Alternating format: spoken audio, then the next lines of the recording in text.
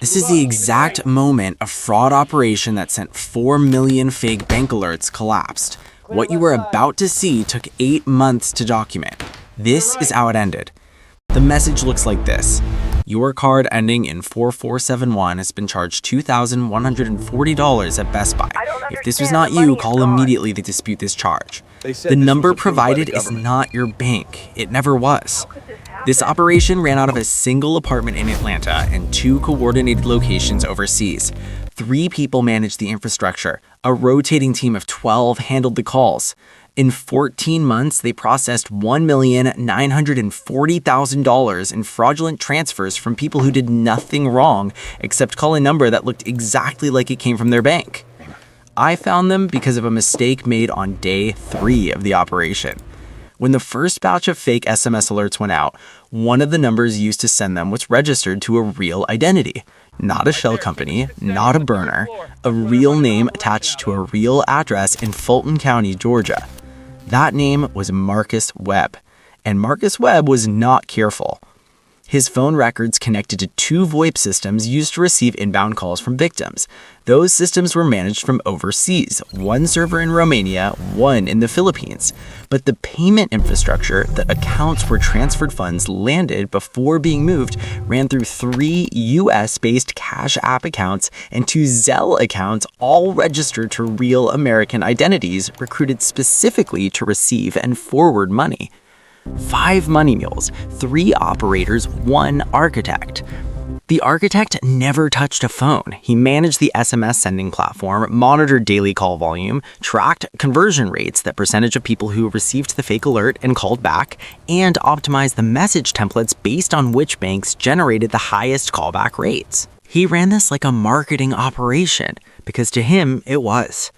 I watched him work for 61 days through his own webcam before he knew I existed. Here's what his daily operation looked like. Every morning between 8 and 9 a.m., he reviewed the previous day's numbers on a dashboard he had built himself.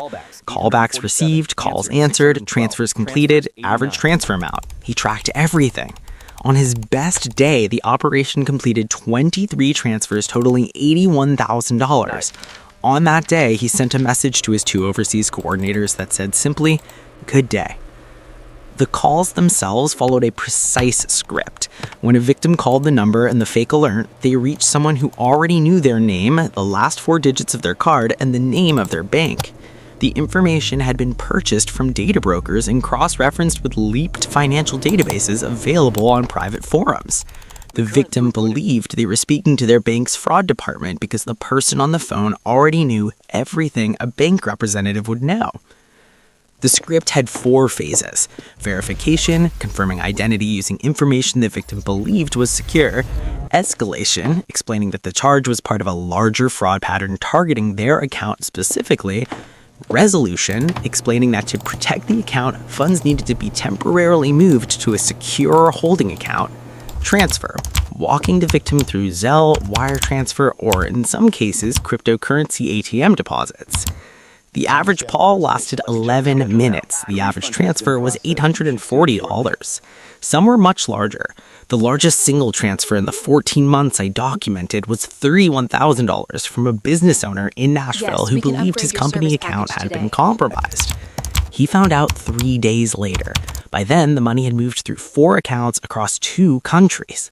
On the morning of the operation's collapse, Marcus Webb was at his desk at 8:47 a.m. reviewing overnight numbers. His 2 overseas coordinators were online. The SMS platform had already sent out that morning's batch, 14,000 messages targeting customers of 3 regional banks. At 9:12 a.m., federal agents entered the apartment building. The webcam footage from that moment shows Marcus at his computer. He does not hear them coming. He is looking at his dashboard. He is typing. The door opens, and for approximately 2 seconds, he does not react. He continues typing as if the sound was something else. Then he stops. He does not run. He does not close his laptop. He puts both hands flat on the desk and turns his chair slowly toward the door. The laptop was still open when agents secured the room. The dashboard was still on the screen. The morning's conversion numbers were still updating in real time.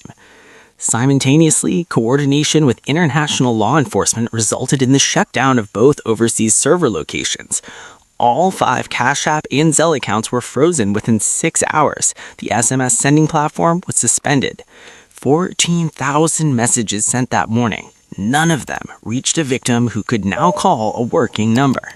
The financial documentation submitted as evidence covered 14 months of operation, $1,940,000, 2,312 individual victims across 31 states.